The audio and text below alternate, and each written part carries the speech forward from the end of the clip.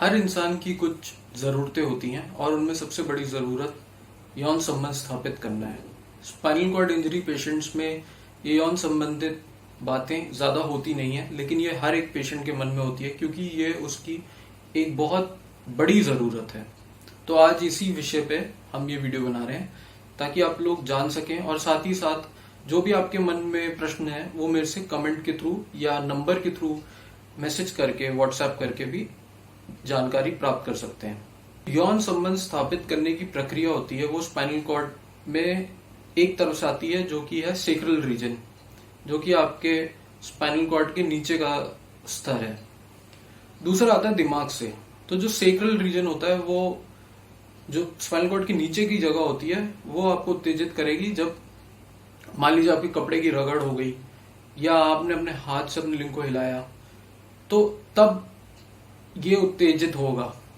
लेकिन जब आप कोई चित्र देखते हैं या कोई फिल्म देखते हैं तो इस टाइम दिमाग आपको उत्तेजित करने के सिग्नल भेजेगा। लेकिन जबकि स्पाइनल कॉर्ड इंजरी में आपका दिमाग जो भी सिग्नल भेज रहा है वो प्रभावित एरिया तक नहीं पहुंच पाता, इसलिए उत्तेजित होना काफी मुश्किल होता है। लेकिन इसमें खुशखबरी भी है। खुशखबरी यह है कि 2 साल बाद तक 80% लोगों में ये उत्तेजना वापस आ जाती है, काफी अच्छे स्तर तक वापस आ जाती है, इतने स्तर तक आ जाती है कि वो अपने बच्चे कर सकते हैं। लेकिन इसमें टाइम लगता है और टाइम के साथ साथ ये एक्सरसाइज भी लेता है।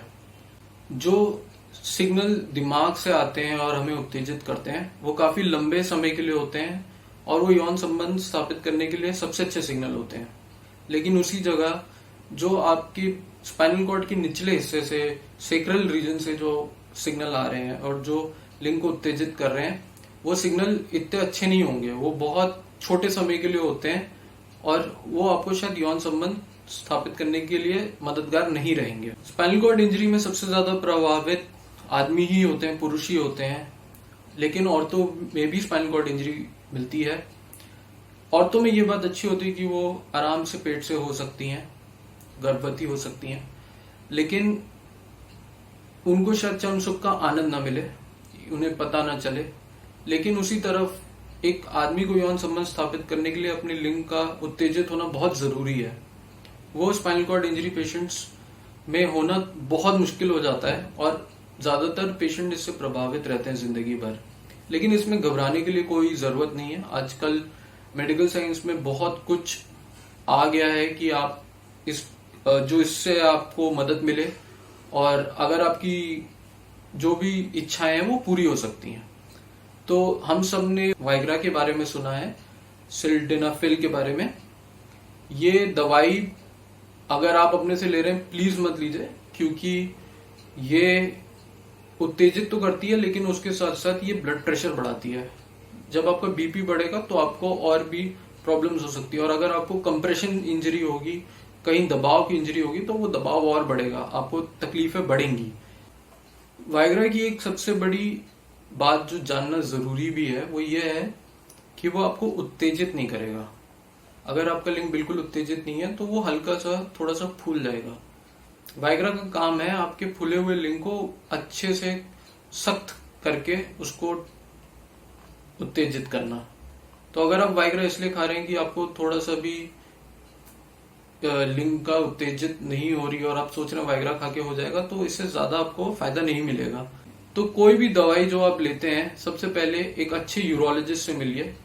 इस चीज में आपको एक यूरोलॉजिस्ट ही अच्छी गाइडेंस दे सकता है, वो ही आपको बताएंगे कौन सी दवाई आपके लिए सही है। सिल्डेनाफिल के और भी ऑल्टरनेटिव्स हैं जो कि आजकल मार्केट में आ गए हैं और वो ज्यादा बेहतर हैं और ज्यादा लंबे समय तक कारगर हैं।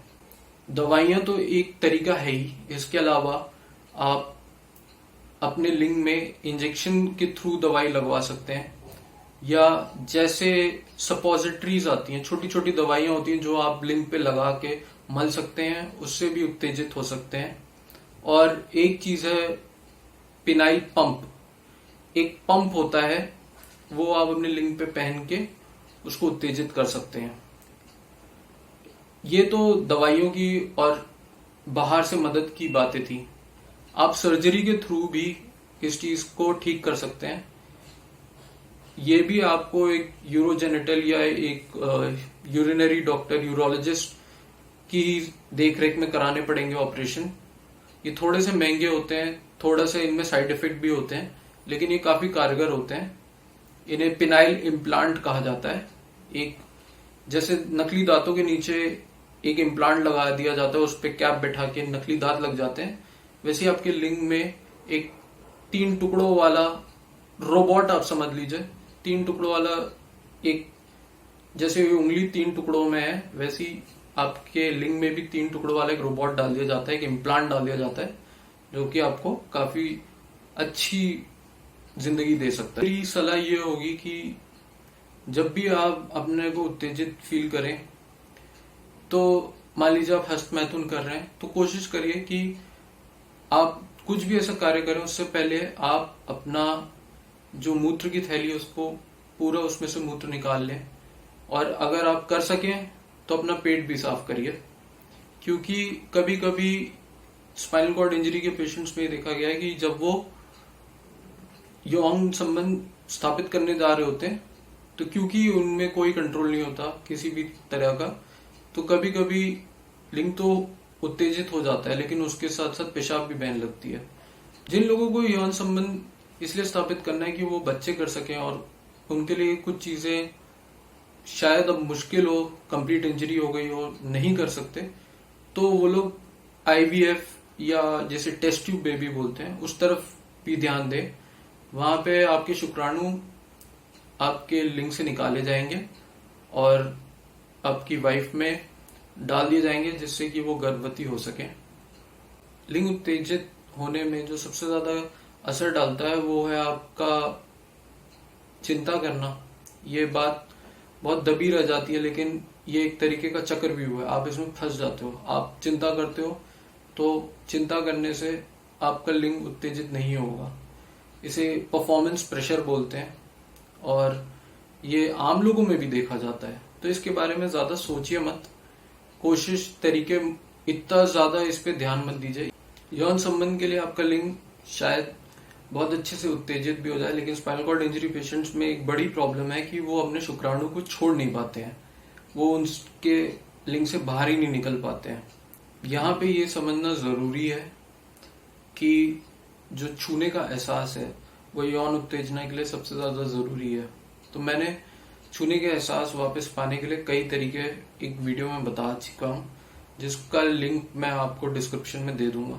आप वो अपने पैरों के अलावा अपने लिंग पे भी जरूर ट्राई करके देख सकते हैं। उसके अलावा ये समझना जरूरी है कि सबसे पहले आपको पैर हिलना शुरू होंगे, उसके बाद आपको पैरों में ठंडा गर्म छूने का एहसास आएगा, उसके बाद जाके आपके ब्लैडर पे आपको कंट्रोल आएगा, आपको पेशाब करने में थोड़ा सा आराम मिलेगा, और उसके बाद जाके आखिर में ये उत्तेजना वाली चीज वापस आती है।